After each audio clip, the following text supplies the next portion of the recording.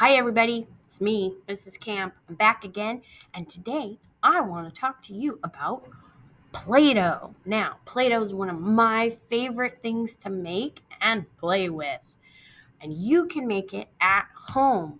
Easy peasy, lemon squeezy. I'm going to link the recipe, my favorite recipe for Play Doh, in the box below. Make sure to check it out.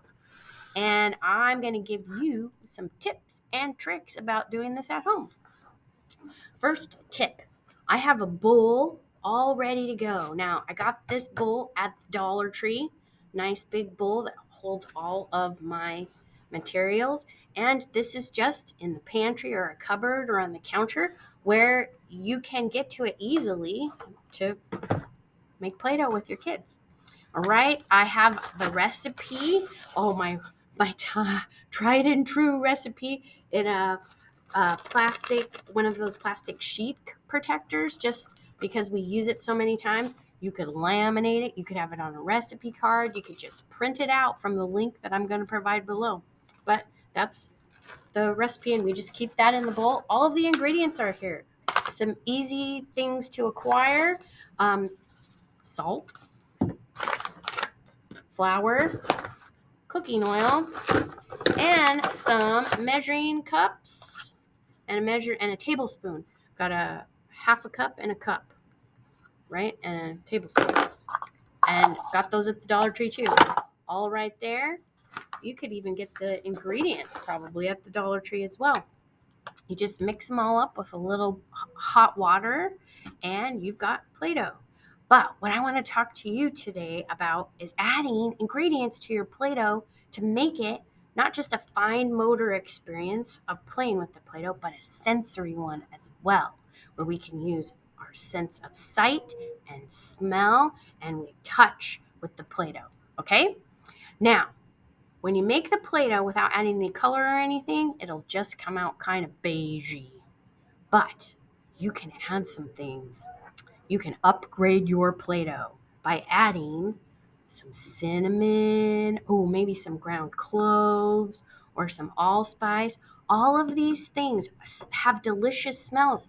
You can try mint flavoring or orange flavoring, anything that you might find in your cupboard. I don't know, you can even add some Italian seasoning and see how that works. Try some spices that you have in your cupboard. That smells delicious. Now, one of the senses that we don't use when we are playing with Play-Doh is our sense of taste. We're not going to do that. We just want to smell, okay? And that's one of the things that you want to make sure to point out to the little kids. We're not going to taste it. I mean, none of this is toxic. It's all non-toxic, but it's not going to taste very good.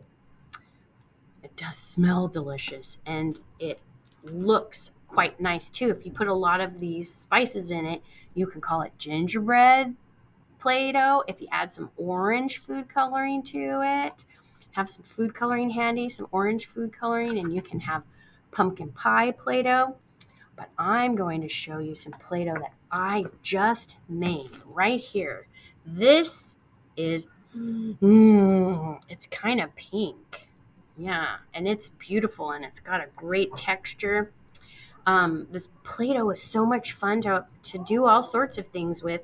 We can roll it, we can squish it. This is building up those fine motor skills in the kids' hands. It's also having them be creative, taking turns with the directions and following the recipe. But how did I get it to be this pink color and smell so good? I'm about to give you my secret ingredient. Kool-Aid. Or any kind of powdered drink mix. I like Kool-Aid because it comes in all these fun colors. If you add a package of this to your Play-Doh, it's going to turn out to be beautiful colors. Well, that's all of my tips and tricks for you today about Play-Doh. Oh, I think I might go and make some snakes and some snails with my Play-Doh. All right? Talk to y'all later. Remember, the lesson plans and the recipe for my favorite Play-Doh are in the box below. Talk to you later. Bye.